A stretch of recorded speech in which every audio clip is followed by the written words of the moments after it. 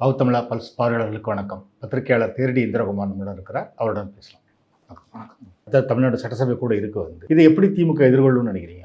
முழு பட்ஜெட்டாக தாக்கல் செய்ய போகிறாங்க. புதிய திட்டங்கள் என்ன அறிவிக்க போகிறாங்க அப்படின்றத பார்க்கணும். நான் முதல்வன் திட்டம் தடுத்து நிறுத்தப்பட்டிருக்கு. திமுக அது குறித்து கட்டாயம் கேள்வி எழுப்பணும். ஏன்னா ஏற்கனவே சட்டமன்றத்தில் திமுக கேள்வி எழுப்பியதற்கு பிறகுதான் அந்த மகளிர் உரிமை தொகை விடுவிக்கப்பட்டது. இந்த முறை இந்த நான் முதல்வன் திட்டத்தினுடைய பெயரை மாற்றி இருக்கிறார்கள். அதை தயவு செய்து அனுமதிக்க கூடாது. ஏன்னா அது ஒரு பிராண்டு, அது தமிழ்நாட்டினுடைய அடையாளம். நான் முதல்வன் தானே வச்சிருக்கிறாங்க, நான் ஸ்டாலின் தான் வச்சிருக்கிறாங்க. அப்புறம் ஏன் அந்த பேர் அவர்களுக்கு அவ்வளோ உறுத்தலாக இருக்கிறது அப்படின்னு தெரியல. தமிழ்நாடு ஸ்கில்ஸ் கார்பரேஷன் சொல்லிட்டு அந்த நிறுவனத்தினுடைய பெயரே அந்த திட்டத்திற்கும் வைக்க போறதா சொல்றாங்க. அந்த நிறுவனம் ஏற்கனவே இருந்துச்சு. தமிழ்நாடு ஸ்கில் டெவலப்மெண்ட் கார்பரேஷன் ஆண்டாண்டு காலமா இருக்கு. ஆனா அது மக்களுக்கு எப்ப பயனளிப்பதாக மாறியது? நான் முதல்வன் மாதிரியான திட்டம் வரும்போது தான் அது பயனளிப்பதாக மாறுது. வெற்றி நிச்சயம் மாதிரியான திட்டம் வரும்போது தான் அது பயனளிப்பதாக மாறுது. அந்த மாதிரியான எஃபர்ட்ஸை டிமினிஷ் பண்ணக்கூடாது. இதையெல்லாம் சட்டமன்றத்தில் எழுப்பணும். கூடுதலாக இந்த முறை சட்டமன்றத்தில் பேசுவதற்கு ஆளுந்தரப்பு எவ்வளவு நேரம் அனுமதிக்கிறாங்க? ஏன்னா நான் கேள்விப்பட்டது என்ன அப்படின்னா, கடைசி நாளில் தான் எதிர்க்கட்சி தலைவரை பேச அனுமதிக்க வேண்டும், அதுவரை பேச அனுமதிக்க கூடாது அப்படின்னு. அதாவது என்னன்னா, வெளிநடப்பு செய்யட்டும், சட்டமன்றத்தில் நம்ம மட்டும் உட்காந்துக்கிட்டு 110 பேசிக்கலாம் அப்படின்னு சொல்லி அவர்கள் முடிவெடுத்திருப்பதாக தகவல் தெரிய வருகிறது. சட்டமன்றம் என்பது ஆரோக்கியமான விவாதம் நடக்கும் இடம். போன ஆட்சி காலத்தில் எடப்பாடி பழனிசாமி உள்ள இருந்தார், கடுமையான கேள்விகளை கேட்டார். அவர் வெளியில போனாலும் கூட திரும்ப உள்ள வருவார். அவர் ஓடிட மாட்டார். எந்த எதிர்கட்சியுமே வெளியே போனாங்கன்னாலும் திரும்ப வருவாங்க. இவங்களுடைய நோக்கம் என்ன? தாவேகாவுடைய நோக்கம் என்ன அப்படின்னா, வெளியே போனாலும் திரும்ப உள்ள வரக்கூடாது, கேள்வியே கேட்கக்கூடாது, பதிலே சொல்லக்கூடாது அப்படின்ற மாதிரியான மனப்போக்கோடு இருப்பதாக தெரிகிறது. ஏன் அப்படின்னா, சிபிஐ, சிபிஎம், விசிகா இவர்களுக்கு நேரம் கொடுத்து இவங்களே பிரதானமாக பேச வைத்து விட்டு திமுகவை பேச விடக்கூடாது என்ற நோக்கம் இருப்பது போல தகவல் வருகிறது. ஏற்கனவே இருந்த சட்டப்பேரவை செயலாளர் கூட அது குறித்த அழுத்தம் எல்லாம் கொடுக்கப்பட்டதா தகவல். ஆனா என்ன முடிவெடுக்கிறாங்கன்னு தெரியல. திமுக நிச்சயமாக சட்டப்பேரவை கூட்டத்தொடரை ரொம்ப எளிதாக எதிர்கொள்வார்கள். ஏன்னா அவங்களுக்கு சீனியர்ஸ் நிறைய பேர் இருக்கிறாங்க. இன்னைக்கு வெள்ளை அறிக்கை குறித்து தங்கம் தென்னரசு பேசி இருப்பதை மக்கள் பார்த்துருக்குறாங்க. இப்போ இது மாதிரியான கேள்விகளுக்கெல்லாம் இவங்க எப்படி பதில் சொல்றாங்க? குறிப்பா நீதி அமைச்சர் எப்படி பதில் சொல்றாரு? நீதி அமைச்சர்னா மரிய வில்சன் அவர்களை சொல்றேன். அவர் எப்படி மொறப்பா பதில் சொல்றாரு அப்படின்றதெல்லாம் நம்ம ஆவலா எதிர்பார்த்து காத்திருக்கோம். தங்கம் தென்னரசு வெள்ளை அறிக்கைக்கு பதிலிருக்காரு. சட்டசபையிலையும் இதுக்கான வாதம் இருக்குன்னு நினைக்கிறீங்களா? நிச்சயமா இருக்கும். சட்டசபையில இது குறித்து நிச்சயமாக கேள்வி எழுப்பப்படும். இன்னும் பல்வேறு விவகாரங்கள் தமிழ்நாட்டினுடைய மாநிலத்தில் இருக்கக்கூடிய எல்லா பகுதிகளிலையும் பெண்களுக்கு எதிரான சூழல் என்பது மோசமாகி இருக்கிறது. பெண்களுக்கு எதிரான குற்றங்கள் அதிகமாகி இருக்கிறது. எந்த அளவுக்குன்னா, ஒரு 24 மணி நேரத்துல சென்னை, ஆவடி, திருவள்ளூர், தாம்பரம் என்று சென்னை பெருநகர எல்லைக்கு உட்பட்ட பகுதிகளில் மட்டுமே 12க்கும் மேற்பட்ட பாலியல் வன்கொடுமை சம்பவங்கள் ரிப்போர்ட் ஆயிருக்கு. அன்ரிப்போர்ட்டட் எத்தனை அப்படின்றது நமக்கு தெரியல. இப்ப இது சட்டம் ஒழுங்கு பிரச்சனையான்னு கேட்டா, இதுல சட்டம் ஒழுங்குக்கு ஒரு ரோல் இருக்கே தவிர இது சட்டம் ஒழுங்கு மட்டும் சம்மந்தப்பட்டது இல்லை. ஆனா இதை வெறுமன சட்டம் ஒழுங்கு சம்பந்தப்பட்டதாக சித்தரித்தது யார் அப்படின்னா, நடிகர் விஜயும் எடப்பாடி பழனிசாமி அவர்களும் தான். போன ஆட்சி முழுக்க போலீஸை வச்சுக்கிட்டு என்ன பண்ற, இப்ப போலீஸ் வச்சிருக்கிறாருல, ஏதாவது பண்ணிருக்கலாம்ல. சிங்கப்பன் படைக்கு லத்தி கூட கிடையாது. ஆனா அவங்க ஃபீல்டு ஒர்க் பண்ணுவாங்களாம். எனக்கு புரியவே இல்லையே. அவங்க என்ன அப்ப சிசிடிவி இருக்கா இல்லையான்ற இன்ஸ்பெக்ஷன் பண்ண போறாங்களா? அப்ப அதுக்கு பேர் ஏன் சிங்கப்பெண் சிறப்பு அதிரடிப்படை? அதிரடிப்படைனா என்ன? அந்த பேருக்கே அர்த்தம் இல்லாம பண்றாங்களே. அதிரடிப்படை அப்படின் போது மக்களுடைய எதிர்பார்ப்பு என்னவா இருக்கும்? உடனடியா ஏதோ ஒன்று செய்வாங்கன்னு. ஆனா லத்தி கூட கிடையாது. லத்தியை விடுங்க, அதுவாது வயலன்ஸு, எஃப்ஐஆர் போடுற உரிமை கூட கிடையாது சிங்கப்பெண் படையில. ஏற்கனவே மகளிர் காவல் நிலையங்கள்ல, அனைத்து மகளிர் காவல் நிலையங்கள்ல வேலை பார்த்துக்கிட்டு இருந்தவங்களை சிங்கப்பெண்ணா நியமிச்சிருக்கிறாங்க. அப்ப இதுக்கு புதுசா ரெக்ரூட்மெண்ட் பண்ண போறது இல்லை. 300 கோடி ஃபண்டு ஒதுக்குறேன்ற 300 கோடி ஃபண்டிங்ல எப்படி இந்த துறை இயங்கும்? சம்பளத்துக்கே பத்தாதே. அப்ப எப்படி இதை மேனேஜ் பண்ணுவீங்க? அப்ப இது ரொம்ப தப்பா இருக்கு. இதெல்லாம் சட்டமன்றத்தில் பதிலளிக்கணும். திமுகவிடம் நிச்சயமாக திட்டம் இருக்கிறது. இந்த சட்டம் ஒழுங்கு தொடர்பாக பாலியல் வன்கொடுமை விவகாரத்தை சட்டம் ஒழுங்கு விவகாரமாக சித்தரித்தது நடிகர் விஜய். அப்ப அந்த சட்டம் ஒழுங்கு பார்வையிலிருந்து பதில் சொல்லணும். என்ன பதில் சொல்றாரு அப்படின்றத நான் ஆவல எதிர்பார்த்திருக்கேன். ஏன்னா சத்தியமாக சொல்லுகிறேன், சட்டம் ஒழுங்கு பார்வையோடு பாலியல் வன்கொடுமை பிரச்சனைகளை தீர்க்க முடியாது. அடிப்படை பண்புகளில் மாற்றம் ஏற்பட்டால் ஒழிய இந்த பிரச்சனைகளை தீர்க்க முடியாது. சட்டம் ஒழுங்கால் இதை தடுத்து நிறுத்த முடியுமா என்றால், இந்தியாவில் இந்திய தண்டனை சட்டமாக இருந்தது, இப்போது பாரதிய நியாய சங்கீதாவாக இருக்கிறது. இதன் அடிப்படையில் லட்சக்கணக்கான பாலியல் குற்றவாளிகள் தண்டிக்கப்பட்டிருக்கிறார்கள். குற்றம் நின்று விட்டதா? கடுமையான தண்டனை கொடுத்தால் இது நிற்கும்னு சொல்றாங்க. 2 மாசத்துக்கு முன்னாடி விளாத்தி குளத்தில் நடந்த சம்பவத்தில் தர்ம முனீஸ்வரன் அவர் வந்து ஈடுபட்டாருன்னு சொல்லிட்டு அவருக்கு மரண தண்டனை விதித்திருக்கிறது கீழமை நீதிமன்றம். அதற்கு பிறகும் ஒரே நாள்ல 12 பாலியல் வன்கொடுமைகள் நடக்குது. அப்ப இந்த மரண தண்டனை அதை நிறுத்தலையே. இந்த 12 இடங்கள்லயுமே குற்றவாளிகள் கைது செய்யப்பட்டிருக்கிறாங்க. அதற்கு பிறகும் குற்றங்கள் நிக்கலையே. அப்ப சட்டம் ஒழுங்கால இதை தீர்க்க முடியாதுல்ல. அதை ஏன் இந்த அரசு புரிஞ்சுக்கிட மாட்டாங்கன்னு எனக்கு புரியல. அதை புரிஞ்சுக்கிட்டு பதில் சொல்லுவாங்கன்னு நான் இப்ப நம்புறேன். ஏன்னா இப்ப வந்து கையில எண்ணெய் கரண்டி இருக்கு. கையில எண்ணெய் கரண்டி இருக்கும்போது தான் எண்ணெய் எந்த பக்கம் அளம்பும் கரண்டியை எந்த பக்கம் பிடிக்கணுன்றது தெரியும். இவ்வளவு நாள் கரண்டியே இல்லாம வெறுங்கை சுத்திக்கிட்டு இருந்தாங்க. இப்ப எண்ணெய் கரண்டியை வச்சுக்கிட்டு சுத்தணும். அதனால இப்ப பொறுப்புணர்ந்து பதில் சொல்லுவாங்கன்னு நினைக்கிறேன். ஆனா அதற்கு கேள்வி வந்து ஒத்திவைப்பு தீர்மானமாக, கவன ஈர்ப்பு தீர்மானமாக திமுக தரப்பிலிருந்து கொடுக்கப்படணும் அப்படின்னு எதிர்பார்க்கிறேன். என்ன செய்கிறாங்கன்னு தெரியல.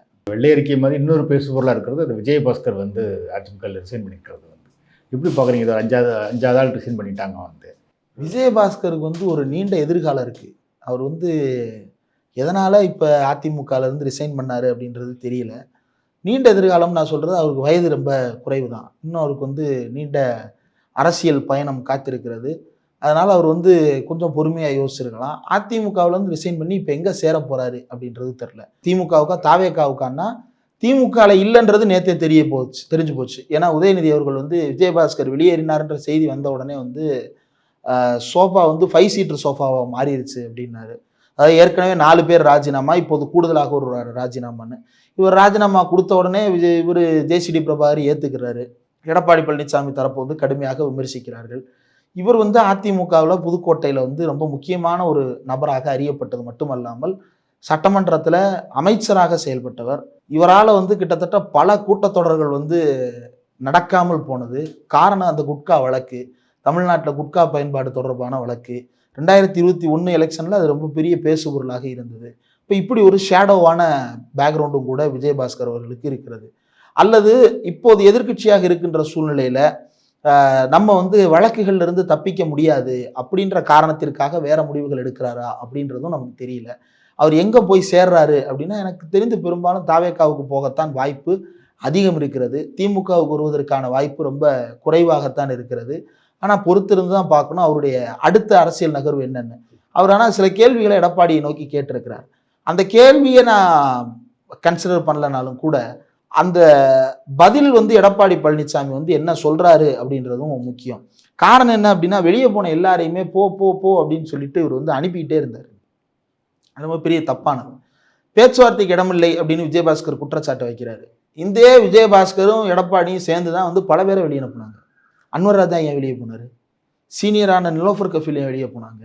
இவங்களுக்கெல்லாம் பேச்சுவார்த்தை நடத்த விஜயபாஸ்கர் இருந்து இடம் கொடுத்துருக்கலாம்ல. இப்போ வந்து என்ன சொல்லுவாருன்னா, ஆமாம் நான் சொன்னேன், ஆனால் அவர் தான் ஏற்றுக்கலன்னு சொல்லிட்டு கதை சொல்லுவாங்க. அதெல்லாம் கிடையாது. இவருடைய ஒப்புதலோடு தான் எல்லாரும் வெளியே போனாங்க, எல்லாம் உள்ளே இருந்தாங்க. சசிகலா வெளியே போனதுலேருந்து எல்லாத்துலேயும் விஜயபாஸ்கருக்கு பங்கு இல்லையா? விஜயபாஸ்கர் சசிகலாவை சேர்த்துக்கிறது அல்லது சசிகலாட்ட போய் சேர்றது தொடர்பாக எடப்பாடிட்ட அழுத்தம் கொடுத்தார் அப்படின்னு ஒரு முறை சொல்லப்பட்டது. ஆனால் என்ன நோக்கத்திற்காக நீங்கள் வந்து மற்ற எல்லாரையும் கொண்டு வரணும்னு நினைச்சீங்க? எடப்பாடி வந்து பவரில் இருக்கக்கூடாதுன்றதான் உங்களுடைய நோக்கமாக இருக்கே தவிர கட்சி வளர்ச்சி என்பது உங்களுடைய நோக்கமாக இல்லை.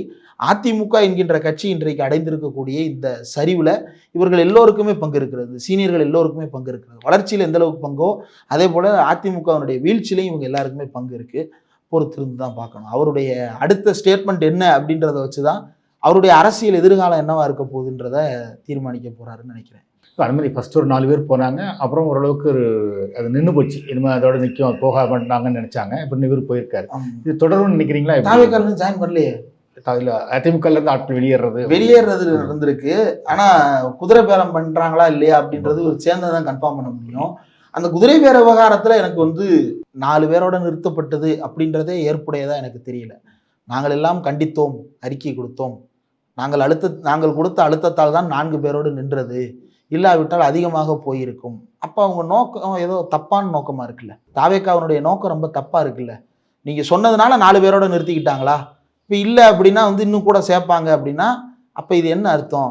அப்போ வந்து உங்கள் கையில் தான் லகான் இருக்கிறது அப்படின்னா மற்ற விவகாரங்கள்லையும் அதே லகானை நீங்கள் பயன்படுத்தலாமே அப்படின்றதெல்லாம் வரும்.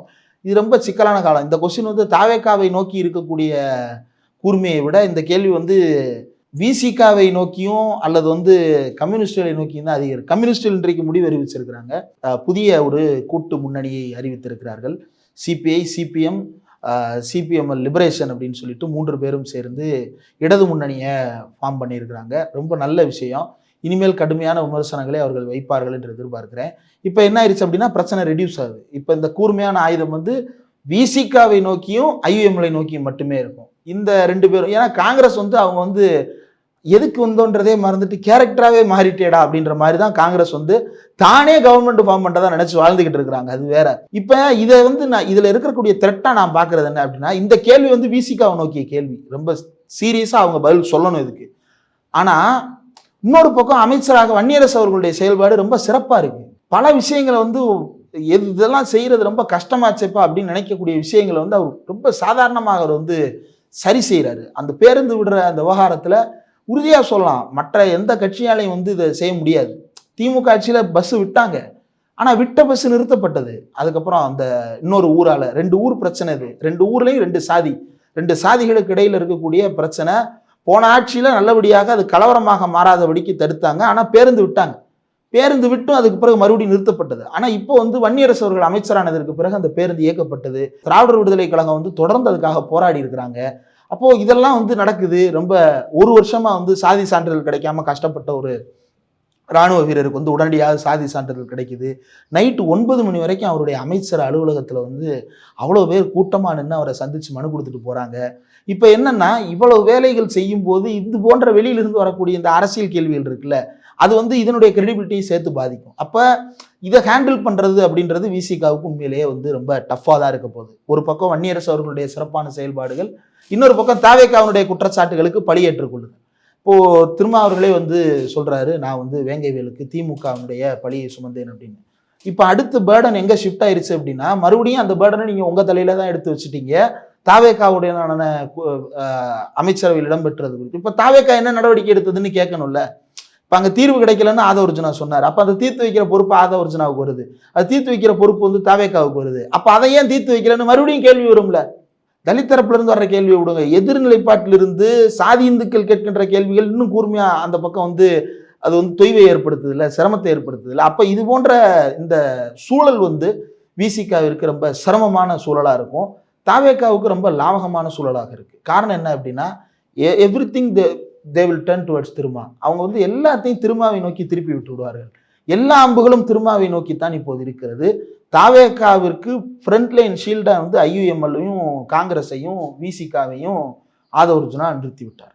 இது ரொம்ப சங்கடமான ஒரு சூழல் தான். அந்த சூழலை வந்து விசிகா வந்து எப்படி தாண்டி தன்னுடைய கட்சியை வந்து அடுத்து, ஏன்னா திமுக ஆட்சியில் இருந்தபோது ரொம்ப கடுமையாக விமர்சித்தும் களத்தில் போராட்டங்கள் பண்ணியும் விசிகா வந்து வேலை பார்த்துருக்குறாங்க. இப்போ வந்து அமைச்சரவையில் இடம்பெற்று இருக்கும்போது அது இன்னும் குழப்பங்களை ஏற்படுத்தும். நீங்கள் தான் அரசாங்கத்தில் பொறுப்பில் இருக்கீங்கல்ல, அப்புறம் ஏன் போராட்டத்துக்கு வரீங்க? இதுக்கு முன்னாடி அரசாங்கத்தில் இல்லை, அதனால போராட்டம் பண்ணலாம். இப்போ அரசாங்கத்தையே கையில் வைத்து போராட்டம் பண்ணுவது அப்படின்னு வரும்போது இது வந்து எதிர்பார்க்காத ரிஃப்ட்ஸை வந்து கிரியேட் பண்ணும். அது ரொம்ப சிக்கல். அதை கையாளுவது அப்படின்றது வந்து ரொம்ப கஷ்டமானது. ஆனால் எழுச்சி தமிழர் திரும்ப அதை ரொம்ப சரியாக கையாளுவார்னு நினைக்கிறேன். வைகோவையும் பார்த்துருக்காரு. அவங்க ஏற்கனவே துறை வைகோ திமுக விமர்சிச்சுக்கிட்டு இருக்காரு. 2வது நாங்கள் அப்படியே சிறு நிலத்தில் நின்னதுனால தான் நாங்கள் வெளியேற முடியாமல் இருக்கோங்கிறது அவங்க வெளிப்படையாக சொல்லி 7 சீட்டர் சோபா தான் எடுத்து தெரியல. மதிமுகவை பொறுத்தவரையில் நாங்கள் ஏன் இந்த சின்னத்தில் போட்டிட்டோம் அப்படின்னு ரொம்ப வருத்தப்பட்டார்.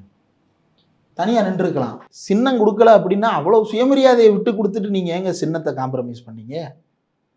உங்கள் மையம் தான் ஏற்கனவே அழுது தீப்பெட்டி வாங்கினாரு. சம்மந்தம் இல்லாமல் அழுதார். அன்னைக்கு தீப்பெட்டியில் போட்டியிடுங்கன்னு சொன்னதுக்கு பிறகு இது வாங்க எவ்வளோ கஷ்டப்பட்டேன் தெரியுமா அப்படின்னு சொல்லிட்டு, அது வந்து எதற்காக அப்படின்னா, எங்கள் அப்பாவும் நானும் வேற இல்லை, நாங்கள் நினைத்த மாத்திரத்தில் அழுவோம், நாங்கள் நினைத்த மாத்திரத்தில் கடுப்பாவோம், நாங்கள் நினைத்த மாத்திரத்தில் என்ன வேண்டுமானாலும் பேசுவோம் அப்படின்ற நாம் மறக்க நினைக்கின்ற வைகோவினுடைய ஷேட்ஸை வந்து திரும்ப திரும்ப கொண்டு வர்றாங்க. வைகோ வந்து தமிழ்நாட்டு அரசியல் சூழல்ல பல முக்கியமான நிகழ்வுகளில் சாட்சியாக வாதாடியாக நின்று இருக்கிறார். அது வந்து ஈழ தமிழர் விடுதலையாக இருக்கட்டும், ஈழ போராட்ட காலகட்டமாக இருக்கட்டும், ஸ்டெர்லைட் போராட்டமாக இருக்கட்டும், ஸ்பிக் மாதிரியான நிறுவனங்கள் போராட்டமாக இருக்கட்டும், எல்லாவற்றிலையுமே வந்து வைகோவினுடைய குரல் வந்து ரொம்ப முக்கியமான குரல்.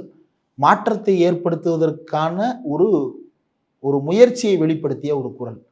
அந்த குரல் வந்து அர்ஜுனா அப்படின்னு கத்தியதை வந்து ரசிக்க முடியல. அந்த குரல் வந்து மகாபாரத தேரின் சாரதியாக நான் இருப்பேன், மோடி கிருஷ்ணராக இருப்பார் அப்படின்னு சொன்னதை வந்து சகிக்கல. திரும்ப இது நடக்கக்கூடாதுன்னு தான் நினைச்சோம். இடையில அவர் வந்து அதிமுக கூட்டணிக்கு போன காலத்துல கூட அவர் மிசாவிலிருந்து திமுகவில் பயணித்தவர், ரொம்ப நீண்ட அனுபவம் கொண்டவர்னாலும் அந்த பொடால தூக்கி உள்ள போட்டது வந்து ரொம்ப ரொம்ப சங்கடமான ஒரு காலகட்டம். இவருக்காக திமுக வந்து அப்ப நாடாளுமன்றத்துல எல்லாம் பேசியிருக்காங்க. அப்ப வந்து இவர் கூட்டணியில எல்லாம் கிடையாது.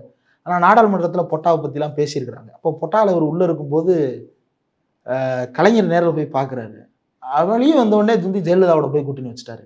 அப்ப அந்த பொடா வந்து எதற்காக போடப்பட்டது, எதற்காக நீக்கப்பட்டது, என்ன லாஜிக்கு அப்படின்றதே வந்து புரியாத புதிராக இருந்தது. அதெல்லாம் வந்து மறக்கணும் அப்படின்னு நினைச்சோம்.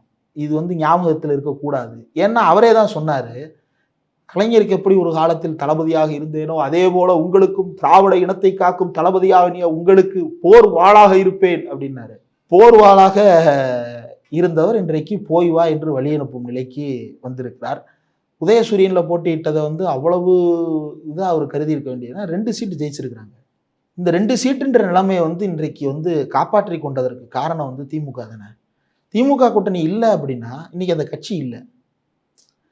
நான் வந்து ரொம்ப கடுமையாக பேசலாம். ஆனால் அதற்கு காரணம் என்ன அப்படின்னா, வைகோவை வந்து அப்படி வந்து நான் வந்து எதிரியாக மாறுவார் அப்படின்றத வந்து 2019க்கு பிறகு 2021க்கு பிறகு யோசிச்சு கூட பார்த்ததில்லை. ஆனால் திமுகவுக்கு எதிராக, உதயசூரியனுக்கு எதிராக தானும் ஒரு வழக்கமான அரசியல் கட்சிக்காரன் தான் என்பதை மீண்டும் மீண்டும் வைகோ நிரூபித்துக் கொண்டிருக்கிறார். துடைத்து எரிந்தார் ஜெயலலிதா மதிமுகவை. அதாவது 20, 25ன்னு இருந்த பொசிஷனை ஒரு சீட் இருந்தா இரு, இல்லைன்னா அவுட். அப்பதான் மதிமுக வந்து 1, 2ன்ற இடத்துக்கே வந்து சேர்ந்தது. அப்படி ஜெயலலிதா வந்து தானோஸ் சொடக்கு போட்டது மாதிரி மதிமுக வந்து சடார்னு உடைச்சு விட்டாங்க. அந்த கட்சி இன்னைக்கு உயிரோடு இருக்குன்னா அதுக்கு காரணம் திமுக தான். இதை வந்து மதிமுகவில் இருக்கக்கூடிய பலரும் ஒத்துப்பாங்க. அதுல இருக்கக்கூடிய சீனியர்ஸ் ஒத்துக்க மாட்டாங்க. ஏன்னா அவர்கள் வைகோ பாசறை. அவர்களுக்கு வந்து திமுக விமர்சனம் பண்ணி பேசுறது தான் பழக்கமே தவிர திமுகவை ஆதரிச்சு பேசுறது தான் அவங்களுக்கு புதுசா இருந்திருக்கும். அதனால அவங்க ரொம்ப எளிமையா பேசிடுவாங்க. ஆனா இந்த பக்கம் வந்து திமுக தான் இவர்களை காப்பாற்றினார்கள் என்பதை முடிந்தால், தைரியம் இருந்தால் ராஜினாமா செய்துவிட்டு இந்த 2 தொகுதியிலையும் பழைய பம்பரத்தை வாங்கியோ அல்லது தீப்பெட்டியை வாங்கியோ போட்டியிட்டு ஜெயிச்சு காட்டுங்க. கூட்டணி இல்லாம ஜெயிச்சு காட்டுங்க. உங்களால தான் திமுக ஆட்சியவே இழந்தது அல்லது ஆட்சியவே பிடித்தது அப்படின்னு நாங்க ஒத்துக்கிறோம். தனியா நின்று போட்டியிட்டு காட்டுங்க. போட்டியிட முடியுமா? முடியவே முடியாது. துரை வைகோ ராஜினாமா செய்துவிட்டு தனியாக களத்தில் நின்று போட்டியிடட்டும். திமுக துணை இல்லாமல், தாவேகா துணை இல்லாமல், அதிமுக துணை இல்லாமல் தனியா நின்று அவர் வந்து போடட்டும். இப்பெல்லாம் மதிமுக வந்து ஆர்ப்பாட்டங்கள் போராட்டங்கள் பண்றதில்லை. ஏன் தெரியுமா? உங்களுக்கு நல்லா தெரியும். வாசகர்களுக்கு வந்து சிலருக்கு தெரியும், சிலருக்கு தெரியாம இருக்கலாம். மொத்தம் இருக்கிற 10 பேர் வந்து நின்று அந்த 10 பேரும் ஜெயிலுக்கு போயிட்டா கட்சியை சாவியவே உள்ள கொண்டு போற மாதிரி ஆயிடும்.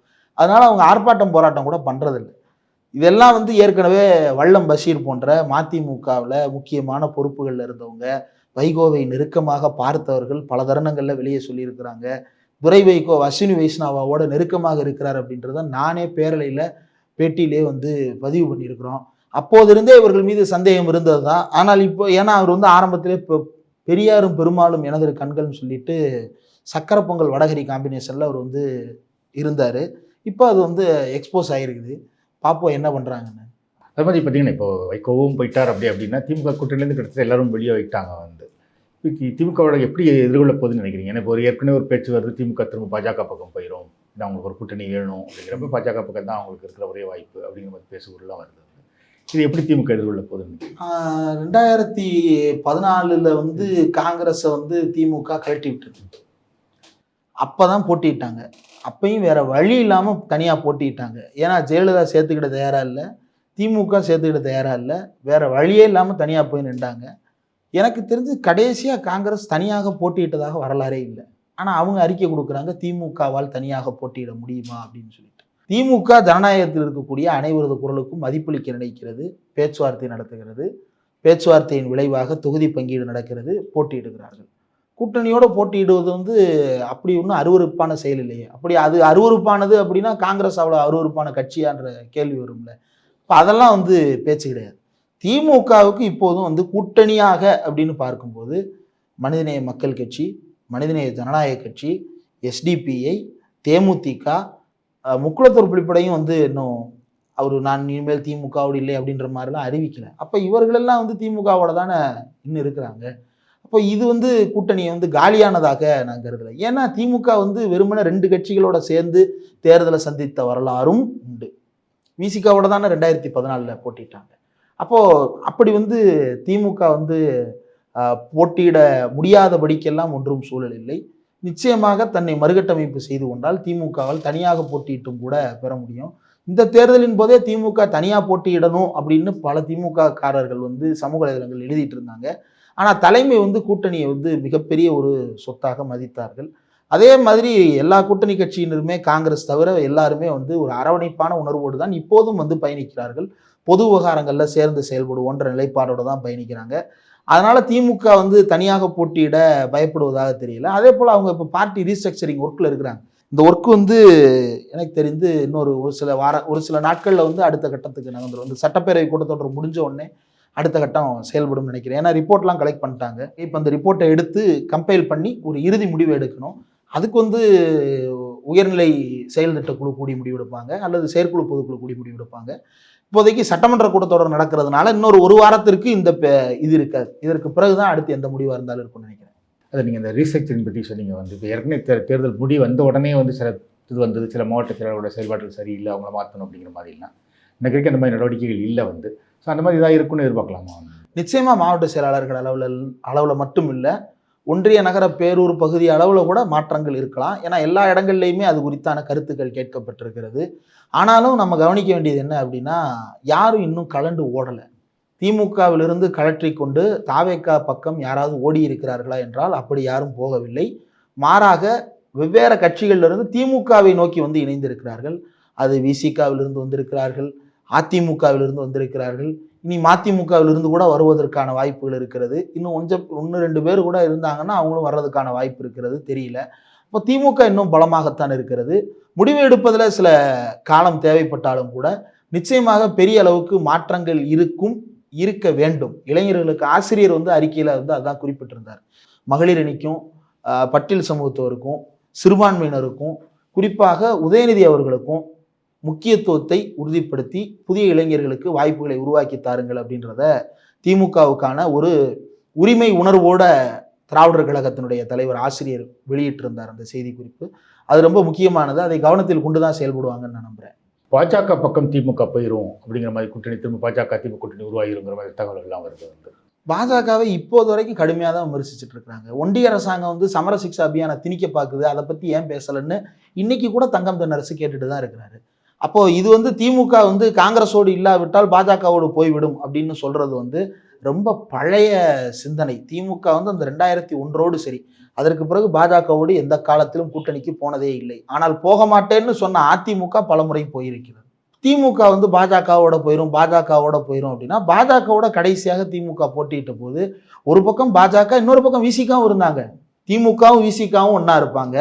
பாஜக போட்டியிடுற இடங்கள்ல பாஜகவும் திமுகவும் ஒன்னா இருப்பாங்க. அப்ப அதுல வந்து ஒரு பேலன்ஸை மெயின்டைன் பண்றதுக்கு தான் அப்பவும் கூட முயற்சிகள் நடைபெற்றது. அதற்கு பிறகு வந்து அது போல பாஜகவோட கூட்டணிக்கு போகல, இனிமேலும் போக மாட்டார்கள். ஏன் அப்படின்னா திமுகவுடைய யூனிக் பாயிண்ட் வந்து அவங்களுடைய ஐடியாலஜி. அந்த ஐடியாலஜி தான் வந்து இன்னைக்கு வரைக்கும் திமுகவை களத்துல தக்க வச்சிருக்கு. அது அந்த தலைமைக்கு நன்றாக தெரிந்த காரணத்தால் தான் சட்டப்பேரவை கூட்டத்தொடரின் முதல் நாளிலேயே சனாதனம் ஒழிக, மக்களை பிளவுபடுத்தும் சனாதனம் ஒழிக்கப்பட்டே ஆக வேண்டும்ன்றத உதயநிதி ஸ்டாலின் அழுத்தம் திருத்தமா பதிவு பண்றாரு. ஆனா எனக்கு என்ன புரியல அப்படின்னா, இப்ப வரைக்கும் பாஜகவை, இப்ப வரைக்கும் ஒன்றிய அரசாங்கத்தை ஒரு வார்த்தை கூட விமர்சிக்காத விஜய் பாஜகவோடு அடுத்து கூட்டணி வைப்பாரான்ற கேள்வி மட்டும் ஏன் வரவே மாட்டேங்குது? விஜயபாஸ்கரோட சேர்ந்து 5 பேர் ரிசைன் பண்ணியிருக்காங்க. விஜயோட திருச்சியும் எடுத்துட்டீங்கன்னா 6 தொகுதிகள் ஆச்சு. இப்போ 6 தொகுதிகளுக்கு இடைத்தேர்தல் வந்ததுன்னா எப்படி இருக்குன்னு நினைக்கிறீங்க வந்து? இல்லை, தாவேக்கா வந்து கூட்டணி இன்னும் அறிவிக்கலை.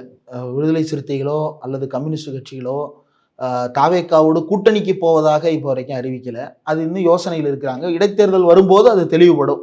ஆனாலும் கூட இடைத்தேர்தலில் திமுகவுக்கு நல்ல வாய்ப்பு இருக்குன்னு தான் நான் நினைக்கிறேன். அவர்கள் வந்து எதையெல்லாம் தங்களுடைய வேல்யூன்னு சொல்லி தாவேக்கா ஆட்சிக்கு வந்ததோ அது எதுவுமே வந்து அவங்களுடைய வேல்யூ இல்லை அப்படின்றத மக்கள்கிட்ட அம்பலப்படுத்துவதற்கான ஒரு நல்ல வாய்ப்பு.